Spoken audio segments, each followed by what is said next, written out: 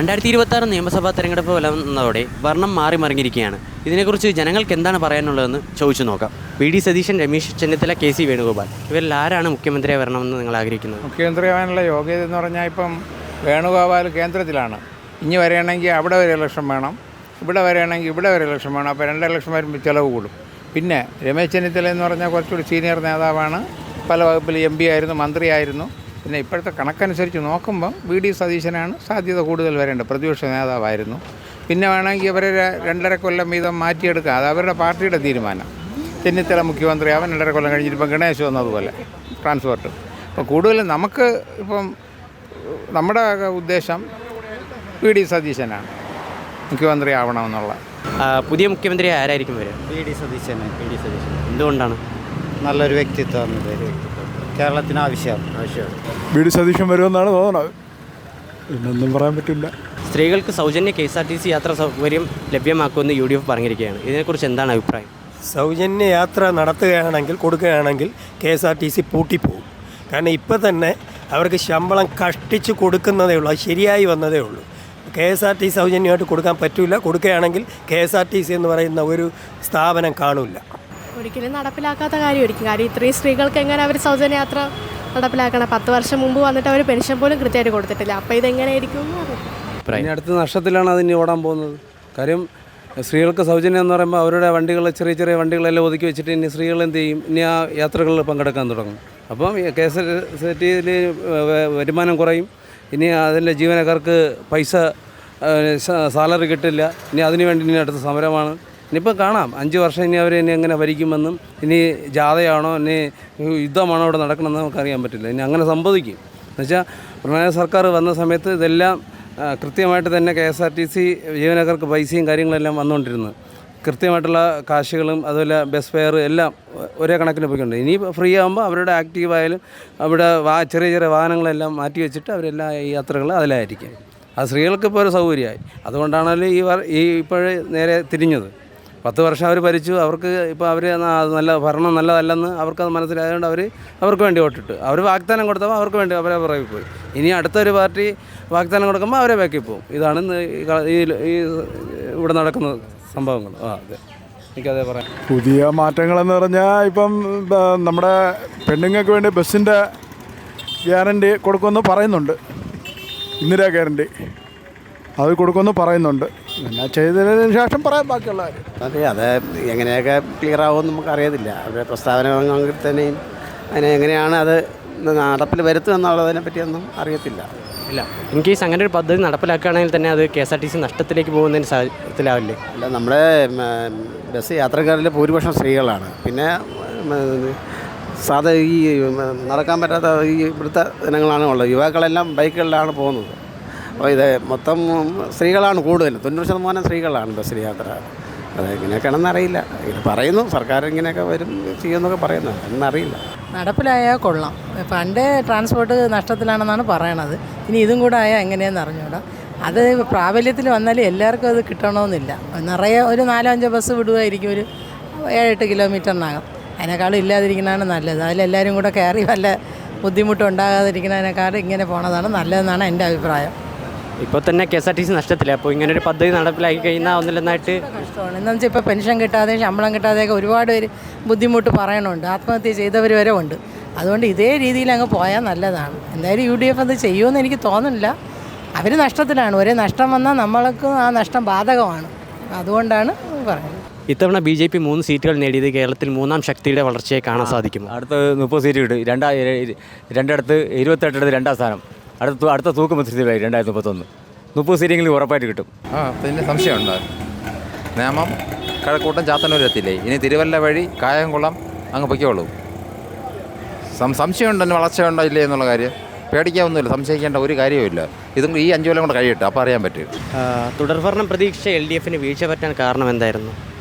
തുടർഭരണം പ്രതീക്ഷിച്ച LDFന് വീഴ്ച പറ്റാൻ കാരണം അമിതമായ വിശ്വാസമാണ് അവർക്കുണ്ടായത്. അത് മാത്രമല്ല, മുഖ്യമന്ത്രിയെ സംബന്ധിച്ചോളം മുഖ്യമന്ത്രി ഒരു ധാർഷ്ട്യത്തിൻ്റെ വക്താവായിരുന്നു.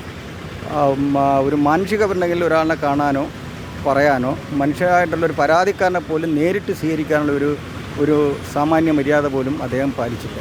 നേരത്തെ ഉള്ള മുഖ്യമന്ത്രി എന്ന് പറഞ്ഞാൽ ഏത് പാതിരാത്രിക്കും ആളിനെ ചെന്ന് കാണാനോ എന്ത് ചെയ്യാനോ എന്തിനും വിളിച്ചാൽ വെളിപ്പുറത്തെത്തുന്ന ഒരു സംവിധാനം ഉള്ളതായിരുന്നു. ഇപ്പം ഇതിന് ശേഷം ഈ 10 വർഷക്കാലം ഒരു സാധാരണക്കാരന് നേരിട്ട് ചെന്ന് ഒരു പരാതി ബോധിപ്പിക്കാനോ ഒന്നിനും പറ്റാത്ത ഒരു സാഹചര്യം. സാധാരണക്കാരനാണ് ഭരണം കൊണ്ട് ഏറ്റവും ഗുണം കിട്ടേണ്ടത്. അല്ലെങ്കിൽ അവരുടെ സങ്കടം പറയേണ്ടത് ഭരണാധികാരികളോട് നേരിട്ടാണ്. ഒരു മൂന്നാമത് തന്നെ ഇടനിലക്കാരനെ നിലനിർത്തിയല്ല. അതിന് പറ്റിയൊരു അവസരം ഇല്ലാതായതാണ് ആ ഗവൺമെൻറ് പറ്റിയ പരാജയം. പക്ഷേ നേതാവായി പിണറായി വിജയൻ വരുന്നതിനെക്കുറിച്ച് എന്താണ് നിങ്ങളുടെ അഭിപ്രായം? അത് നല്ല ഇതാണ് എന്ന് പറഞ്ഞാൽ പുള്ളിക്കാരൻ തന്നെ വരണം. ഇതാണ് ഞങ്ങളുടെ താല്പര്യം. കാര്യം 10 വർഷം അയാൾ ഭരിച്ചു. വീണ്ടും പിന്നെ ജനങ്ങൾ നേരെ ഇപ്പം തിരിഞ്ഞു എന്ന് പറയാം, അല്ലാതല്ല. കാര്യം അവർ 10 വർഷം കൊണ്ട് UDF ഒരു ശ്രമിച്ചു നോക്കി വീണ്ടും ഭരണത്തിൽ വരാൻ, പക്ഷെ നടന്നില്ല. ഇപ്പം 10ാമത്തെ വർഷം കഴിഞ്ഞപ്പോൾ അടുത്ത് ഭരണം വന്നപ്പോൾ അവരുടെ കയ്യിലായി. പക്ഷേ ഞങ്ങളുടെ അഭിപ്രായം പിണറായി തന്നെ വരണം എന്നാണ് എൻ്റെ അഭിപ്രായം. സംസ്ഥാനം ഇല്ലാണ്ടിരിക്കും, അതാണ് അഭിപ്രായം, വേറെ ഒന്നുമല്ല. ഇവിടുത്തെ ജനങ്ങൾ എത്രത്തോളം ബുദ്ധിമുട്ടുന്നോ അത്രയും ഒരു പ്രശ്നമാണ് പിണറായിയുടെ ഭരണമായിരുന്നത്. അതിൽ നിന്നൊരു മോചനം കിട്ടിയപ്പോൾ നമുക്ക് സന്തോഷമാണ്. ഓട്ടോ ഡ്രൈവർ എന്നുള്ളതിൽ ഭയങ്കരമായിട്ട് ഹാപ്പിയാണ് നമ്മളെല്ലാവരും. അതിനെക്കാട്ടി ഉപരി പൊതുജനങ്ങൾ, സർക്കാർ ഉദ്യോഗസ്ഥർ എല്ലാവരും. അത്രത്തോളം ദുഷ്കരമായൊരു ഭരണമായിരുന്നു പിണറായിയുടെ ഭരണം. ഇപ്പോൾ പുതിയതായി UDF ഭരണത്തിലേക്ക് വന്നിരിക്കുകയാണ്. അതിനെക്കുറിച്ച് ചേട്ടൻ്റെ അഭിപ്രായം എന്താണ്? ഇപ്പം പുതിയ ഭരണം വന്നാൽ അവർക്കല്ലേ അറിയാക്കുള്ളൂ. ഇനിയാ നമുക്കെങ്ങനെ അറിയാക്കും? അവർ എങ്ങനെയാണ് ഭരിക്കണമെന്ന് നമുക്കറിയാൻ ഒക്കില്ല. അവരെ സ്വന്തം പാക്കറ്റ് നിറയ്ക്കാൻ പറഞ്ഞവരേ ഉള്ളൂ. പാവങ്ങൾക്ക് സഹായിക്കാൻ വേണ്ടി പറഞ്ഞവരൊന്നുമല്ല. ഒരു മന്ത്രിമാരും പാവങ്ങൾക്ക് വേണ്ടി സഹായിക്കാൻ വരുന്നവരല്ലേ. ഇപ്പം പറയണത് 3000 രൂപ പെൻഷൻ കൊടുത്തിട്ട് കൊടുത്തെന്ന് പറയാം. അല്ലാതെ എന്ത് പറയാൻ? എനിക്ക് പെൻഷനില്ല. ഞാൻ ഉള്ള കാര്യം തോന്നുന്നു. എനിക്ക് ഒരു പെൻഷനും ഇല്ലാത്തവൻ. നമ്മൾ അന്നന്ന് ജോലി അന്നന്ന് കഴിയുന്നവരാണ്. നമ്മൾ കൂലിപ്പണിക്കാരാണ്. ഒരു ദിവസം ജോലി ഉണ്ടെങ്കിൽ 2 ദിവസം ജോലിയില്ല. അങ്ങനെയുള്ള ജോലിക്കാരാണ് നമ്മൾ. ഈ ഭരണം വന്നാൽ നമുക്കൊരു നേട്ടം ഉണ്ടാവില്ല. അഥവാ നമ്മൾ എന്തെങ്കിലും ഒരു ജോലിക്ക് വേണ്ടി ചെന്ന് അപേക്ഷിക്കാൻ എന്തെങ്കിലും പറയാം, നിങ്ങൾ ആരാണ് പറഞ്ഞു വിട്ടത്, നിങ്ങൾ ആരടുത്ത് ചോദിച്ചിട്ടുണ്ടെന്ന്, ഇതൊക്കെയാണ് അവരെ ചോദിച്ചത്. അവർ നമ്മൾ ഒരു വോട്ടുണ്ട് അന്ന് നമുക്ക് തോന്നുന്ന അവർക്ക് അങ്ങ് കിട്ടും. ഇത്രയും എന്താ പറയുന്നത്, എനിക്കിപ്പോൾ അതിനെക്കുറിച്ച് കറക്റ്റ് അറിയത്തില്ല. എന്തായാലും ഒരു മാറ്റം വന്നു. ഇനിയിപ്പോൾ UDFൻ്റെ ഭരണം നമുക്ക് നോക്കാം. എന്താ അവരെന്തായാലും ചെയ്യണേ നോക്കട്ടെ. അത് കണ്ട് നമുക്കിനി അടുത്ത ഈ 5 വർഷം കഴിയുമ്പോൾ അടുത്തൊരു ഇലക്ഷൻ വരുമല്ലോ. അപ്പം ജനങ്ങൾ തീരുമാനിക്കട്ടെ ഇനി ആരെ വേണം, ഏത് പാർട്ടിയെ വേണം എന്നുള്ളൊരു കാര്യം അവർ തീരുമാനിക്കട്ടെ. അപ്പോൾ അറിയാം. കോളേജ് വിദ്യാർത്ഥിനികൾക്ക് പ്രതിമാസം 1000 രൂപ നൽകുമെന്ന് UDF പറഞ്ഞിരിക്കുകയാണ്. ഇതിനെക്കുറിച്ച് എന്താണ് നിങ്ങളുടെ അഭിപ്രായം? നല്ലൊരു കാര്യമാണ്. കുറേ സ്റ്റുഡൻസിന് അത് ഭയങ്കര ഉപകാരപ്പെടും. ഇപ്പം നമുക്ക് ഒരു ഡിഗ്രി ഉണ്ടെങ്കിൽ മാത്രമേ നമുക്കൊരു ജോലിയൊക്കെ കിട്ടി എല്ലാം നമുക്ക് ഫിനാൻഷ്യലി ഇൻഡിപെൻഡൻ്റ് ആകാൻ പറ്റും. അപ്പോൾ ഒരു 1000 റുപ്പീസ് കിട്ടുമ്പം ഒരു സ്റ്റുഡൻസിന് കുറച്ച് സ്റ്റേബിൾ ആകാൻ പറ്റും. ആ എമൗണ്ട് കൊണ്ട് അവർക്കായിട്ടുള്ള ആവശ്യങ്ങൾ അവർക്ക് ചെയ്യാൻ പറ്റും. ഇപ്പോൾ ബുക്ക് വാങ്ങുക, അല്ലെങ്കിൽ ട്രാൻസ്പോർട്ടേഷന് പൈസ, അങ്ങനെയൊക്കെ. നല്ല കാര്യം. പദ്ധതി കൂടുതലായിട്ട് നടപ്പിലാക്കാൻ സാധിക്കുമെന്ന് തോന്നുന്നുണ്ടോ? ഈ പദ്ധതി കൂടുതലായിട്ട് നടപ്പിലാക്കാൻ സാധിക്കുമെന്ന് തോന്നുന്നുണ്ടോ? അവർ ചെയ്യുമെന്നാണ് പറഞ്ഞത്. ചെയ്താൽ കൊള്ളാം, നല്ലതാണ്. മാറ്റം എല്ലാവരും ആഗ്രഹിച്ചതാണ്. അത് അനിവാര്യമാണ് തോന്നുന്നു. കാര്യം അങ്ങനെയുള്ള ചെറിയ പ്രശ്നങ്ങളുണ്ടായിരുന്നു എല്ലാവരും. പുതിയ ഭരണമെന്ന് പറഞ്ഞാൽ നല്ല രീതിയിൽ കാഴ്ചവെക്കുമെന്ന് നല്ലൊരു ഉറപ്പാണ്.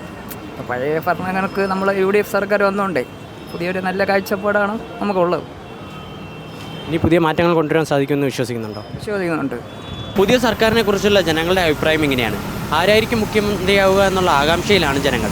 കാത്തിരുന്ന് കാണാം. തത്വമയി ന്യൂസ് TVM ബ്യൂറോയ്ക്ക് വേണ്ടി ക്യാമറമാൻ ശ്യാമനൊപ്പം ജിനോ.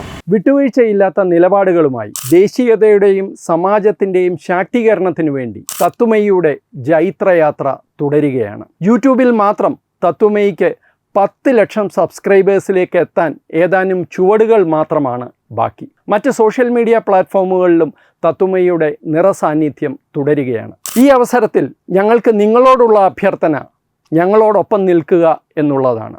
നിങ്ങൾ ഉപയോഗിക്കുന്ന ഏത് സോഷ്യൽ മീഡിയ പ്ലാറ്റ്ഫോം ആണെങ്കിലും ഞങ്ങളുടെ വരിക്കാരാകുക, ഞങ്ങളെ സബ്സ്ക്രൈബ് ചെയ്യുക. നിങ്ങളുടെ സുഹൃത്തുക്കളിലേക്ക് തത്വമയിയുടെ ഈ സന്ദേശം പ്രചരിപ്പിക്കുക. ഞങ്ങളോടൊപ്പം നിൽക്കൂ, രാഷ്ട്രത്തോടൊപ്പം നിൽക്കൂ, ദേശീയതയ്ക്കൊപ്പം സഞ്ചരിക്കൂ.